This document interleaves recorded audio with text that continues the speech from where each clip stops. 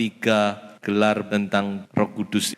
Mari kita pertama-tama membaca di dalam Kisah Rasul 19 ayat 1 dan ayat yang kedua.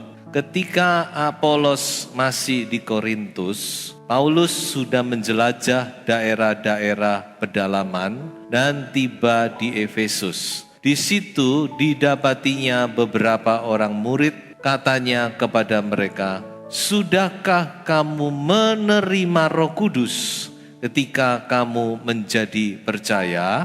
Akan tetapi mereka menjawab dia, "Belum, bahkan kami belum pernah mendengar bahwa ada Roh Kudus." Dari kedua ayat ini, maka kita bisa menangkap betapa pentingnya baptisan Roh Kudus itu dalam setiap kehidupan orang percaya. Jadi orang-orang di Efesus ini, tepatnya 12 orang, mereka sudah dibaptis. Mereka dibaptis dengan baptisan Yohanes dikatakan. Tetapi mereka belum dibaptis dalam nama Yesus, apalagi dipenuhkan atau dibaptis dengan Roh Kudus.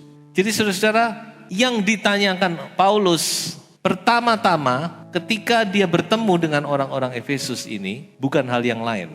Tetapi Paulus langsung bertanya, to the point, kepada pokok masalah atau hal yang terpenting, yaitu sudahkah kamu dibaptis dengan Roh Kudus? Ya, kalau saudara membaca di dalam Kisah Rasul pasal 8, di situ juga dikatakan orang Samaria sudah bertobat, dibaptis dalam air dalam nama Yesus, tetapi mereka harus juga dibaptis dengan Roh Kudus. Jadi hal ini menandakan bahwa baptisan Roh Kudus itu sangat vital dalam kehidupan orang percaya. Sangat penting. Ada 3 sebutan terhadap Roh Kudus. Yang pertama, Roh Kudus itu di dalam Alkitab ditulis sebagai jaminan. Ayatnya kita baca di dalam Efesus pasal 1 ayat yang ke-14. Dan Roh Kudus itu adalah jaminan bagian kita sampai kita memperoleh seluruhnya, yaitu penebusan yang menjadikan kita milik Allah untuk memuji kemuliaannya. Saudara juga bisa membaca di dalam 2 ayat yang lain, 2 Korintus pasal 1 ayat 22, pasal 5 ayat yang ke-5. Jadi dikatakan di dalam ayat-ayat ini bahwa Roh Kudus itu adalah jaminan Allah bagi kita. Nah saudara-saudara, apa yang dimaksud dengan jaminan itu? Di dalam bahasa aslinya, kata jaminan itu dipakai kata arabon, bahasa Greka. Kata arabon ini maksudnya adalah DP, down payment. Kalau kita beli barang besar, maka untuk meyakinkan pihak pembeli dan penjual, maka ada yang namanya DP, down payment, atau uang muka, uang panjer, tanda jadi. Itu yang dimaksud dengan kata jaminan tadi. Jadi Roh Kudus ini diberikan kepada kita sebagai jaminan bagi kita. Jaminan Allah. Juga bagi kita, juga bagi Allah. Jaminan ini punya dampak baik bagi Allah juga bagi kita. Bagi Allah, dengan Allah memberi jaminan Roh Kudus ini, maka saudara kita ini benar-benar adalah miliknya. Saudara sudah diforsekoti, ya udah tidak bisa goyang. Jadi dengan jaminan ini, maka saudara kita ini sudah menjadi miliknya Allah. Iblis tidak bisa mengganggu gugat. Ya, ini milikku, sudah aku beri jaminan. Jaminannya apa? Roh Kudus. Jadi dari pihak Allah menjadi satu keyakinan bahwa kita ini miliknya Tuhan. Lalu dari pihak kita yang dikasih Roh Kudus ini, kita yang menerima jaminan Roh Kudus ini, juga kita mendapatkan satu kepastian bahwa kita ini adalah milik Allah dan kita satu kali kelak akan menerima semua kemuliaan Tuhan. Jadi sama legone, Allah lego, kita juga lego. Ya, kalau orang beri jaminan kan gitu. Yang beli lego, yang jual lego, sudah Jadi Roh Kudus itu semacam cicipan. Kita dicicipi. Dicicipi apa? Dicicipi kemuliaan Tuhan. Begini loh kemuliaan Tuhan itu. Saudara, kalau penuh Roh Kudus, saudara akan masuk dalam kemuliaan Tuhan. Rasanya semua itu tidak ada artinya lagi. Cicipan akan kemuliaan yang akan kita terima kelak di dalam kerajaan sorga yang kekal. Di dalam langit dan bumi yang baru. Jadi Roh Kudus ini cicipan, jaminan bagi kita. Kita ini adalah sudah menjadi miliknya Tuhan. Tidak bisa digoyah lagi. Tidak bisa diganggu gugat. Maka Allah beri Roh Kudus.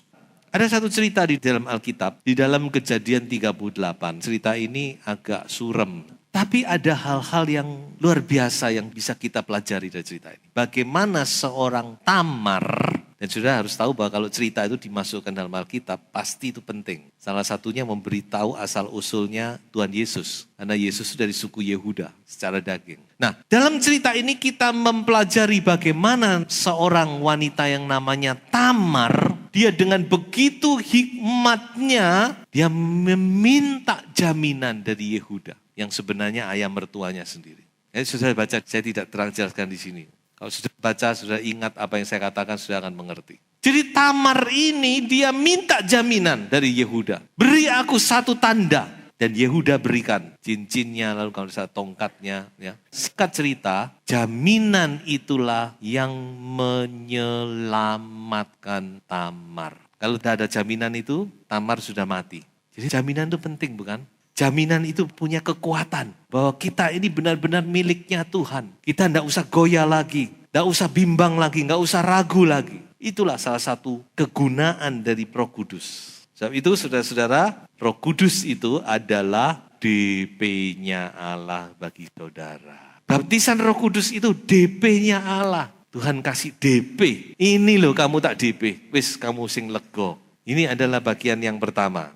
Yang kedua, firman Tuhan berkata bahwa Roh Kudus itu adalah janji Bapa. Ayatnya kita baca Kisah Rasul dan Lukas. Coba kita baca dulu Kisah Rasul. Pada suatu hari ketika ia makan bersama-sama dengan mereka, ia melarang mereka meninggalkan Yerusalem dan menyuruh mereka tinggal di situ menantikan janji Bapa. Yang demikian katanya telah kamu dengar daripadaku. Apa itu? Lukas berkata, dan aku akan mengirim kepadamu apa yang dijanjikan Bapakku. Dua kata, janji Bapa. Tapi kata ini luar biasa, saudara. Kata janji Bapa ini benar-benar, rasanya gimana ya, saudara? Janji Papa. Kita pernah jadi anak, bukan? Janji Bapa. Yang berjanji siapa? Bapak. Bapak siapa? Bapakmu dan Bapakku. Amin, saudara-saudara. Tuhan Yesus ngomong, aku akan pergi kepada Bapakku dan Bapakmu. Bukan cuma Bapakku, tapi Bapakmu. Bapak yang berjanji itu adalah Bapak kita. Amin. Dan dia berjanji, pasti dikenapi. Jadi saudara-saudara, bayangkan manusia saja kalau berjanji, kalau enggak menepati itu rasanya apa? Enggak enak, bukan? Utang apa? Utang janji. Jadi kata janji Bapa ini juga mengandung satu pengertian kepada kita bahwa pasti ditepati. Amin, saudara. Kalau Bapa yang di sorga berjanji, tidak ada kata mudah-mudahan. Tapi pasti ditepati. Roh Kudus diberikan kepada murid-murid adalah karena janji. Murid-murid menanti di loteng Yerusalem. Mereka berdoa, mereka tidak tahu kapan akan diberikan. Pokoknya mereka pegang janji itu dan mereka berdoa. Dan pada hari Pentakosta dicurahkan. Dan pada hari Pentakosta yang pertama di Kisah Rasul pasal 2. Sampai sekarang ini dan sampai akhir zaman nanti. Sebelum Antikris, pada waktu Antikris Roh Kudus sudah ada. Tapi sampai saat itu Roh Kudus ini masih ada di dalam dunia. Jadi kita dengan murid-murid posisinya agak beda. Kalau murid-murid, Roh Kudus belum datang, belum dicurahkan. Belum secara resmi memulai pelayanannya di dunia. Kapan dia datang?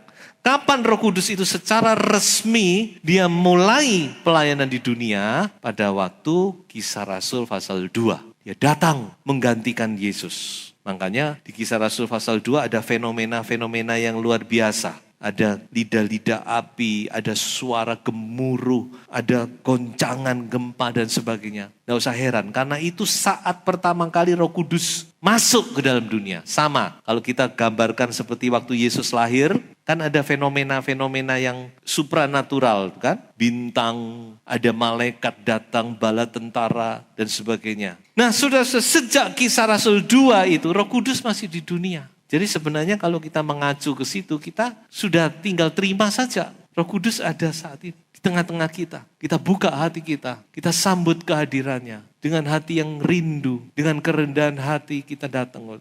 Roh Kudus akan datang. Tetapi saudara-saudara, masih ada janji Bapa yang secara global belum ditepati. Artinya belum ditepati secara nyata ya. Apa itu? Mari kita baca. Akan terjadi pada hari-hari terakhir. Demikianlah firman Allah, bahwa aku akan mencurahkan rohku ke atas semua manusia. Maka anak-anakmu laki-laki dan perempuan akan bernubuat, dan teruna-terunamu akan mendapat penglihatan-penglihatan, dan orang-orangmu yang tua akan mendapat mimpi. Dan ayat selanjutnya dikatakan, hamba-hambaku pun akan menerima curahan Roh Kudus. Ini pencurahan di akhir zaman, saudara.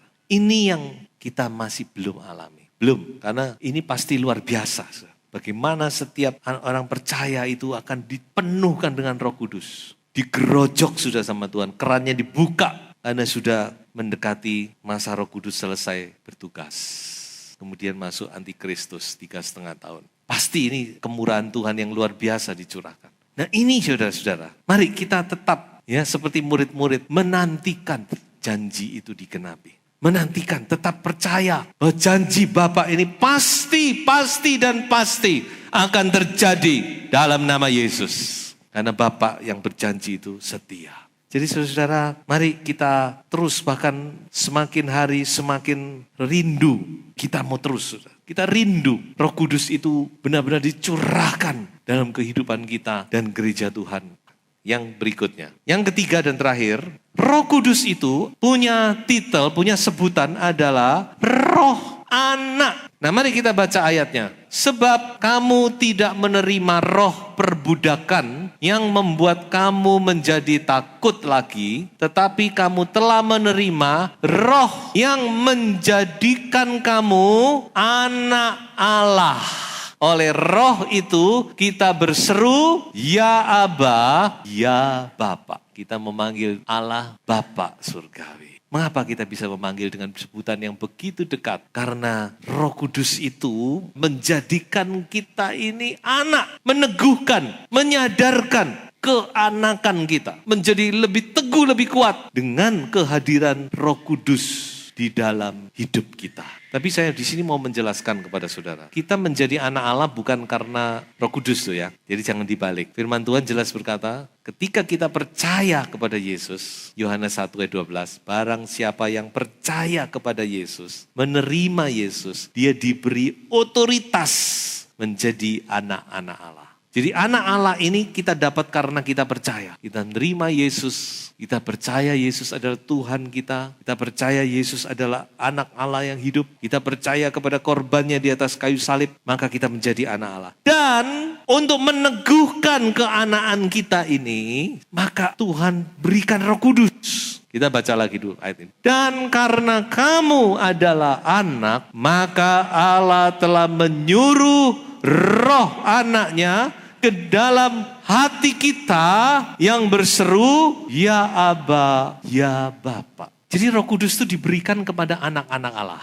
Lalu siapa yang menjadi anak Allah? Ya orang yang percaya kepada Yesus. Berarti kita semua ini tidak terkecuali. Tuhan mengaruniakan rohnya. Tuhan memberikan rohnya. Tuhan membaptis kita dengan rohnya. Itu untuk meneguhkan, menyadarkan keanakan kita, keputraan kita, bahwa kita ini anak Allah. Sudah tentu secara pikiran kita, akal kita mengerti kalau kita ini anak Allah. Ya toh? Karena firman Allah sudah memberitahu kepada kita bahwa kita ini anak Allah karena kita percaya. Tapi tidak bisa disangkal bahwa seringkali kita juga masih bimbang ya. apa bener aku ini anak Allah? Kok gak kerasa apa-apa dadi anak Allah? Ya toh? Kadang-kadang kita juga ragu akan keanaan kita. Nah itulah sudah perlunya Roh Kudus. Roh Kudus ketika dicurahkan, kita dibaptis dalam Roh Kudus, maka saudara benar-benar mendapat keyakinan yang teguh bahwa Anda itu adalah anak. Dan itu membawa perbedaan dalam hidup ketika kita menyadari keanakan kita ini. Mengapa saya katakan demikian? Saudara tentu masih ingat cerita ini, bukan?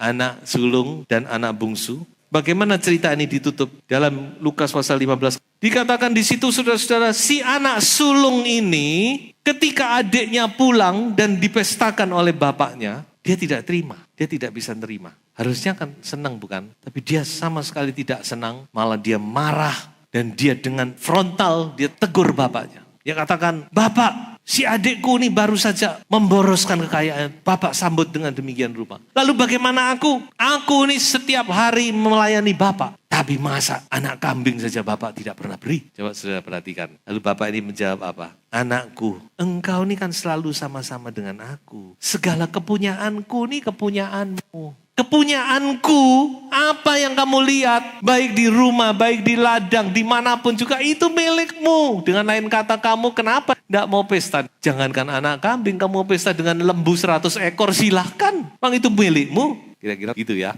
Apa di sini masalahnya? Masalahnya adalah anak sulung ini tidak pernah merasa dirinya sebagai anak. Saya tangkap itu. Dia tidak pernah merasa dirinya sebagai anak. Walaupun dia sebenarnya anak. Nah ini saudara. Maka yang terjadi adalah apa? Kepahitan, tidak puas. Tidak ada sukacita. Melayani tapi gak sukacita. Timbul roh kritik, tidak senang melihat orang lain dipakai, diberkati dan sebagainya, dan sebagainya, dan sebagainya. Nah ini saudara sebabnya, makanya kita perlu dilengkapi dengan Roh Kudus ini. Kalau saudara dibaptis dengan Roh Kudus, saudara tidak akan ada rasa lagi hal-hal yang negatif itu. Semua akan sirna. Karena saudara benar-benar yakin bahwa Anda adalah anak yang dikasihi oleh Bapa. Bahwa Anda adalah anaknya Bapa yang sangat baik. Tidak ada lagi rasa dengki dan sebagainya.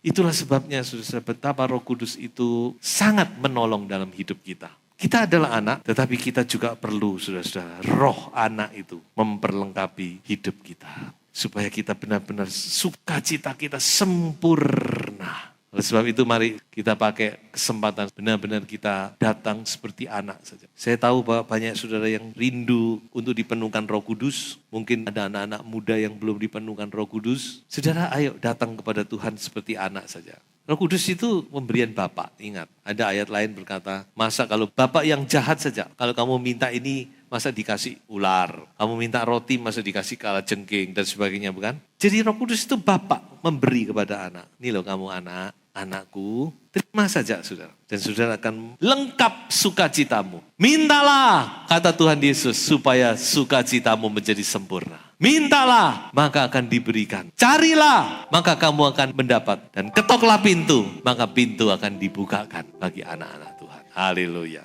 Roh Kudus meneguhkan posisi kita sebagai anak yang dikasihi. Sebagai kesimpulan, baptisan Roh Kudus adalah pertama, jaminan Allah. Kedua, janji Bapa. Dan ketiga, roh anak bagi setiap orang percaya. Sebab itu setiap orang percaya berhak dan wajib. Bukan cuma berhak, tapi kita wajib dipenuhkan. Mengalaminya atau menerimanya. Mari kita sambut baptisan Roh Kudus dengan penuh sukacita.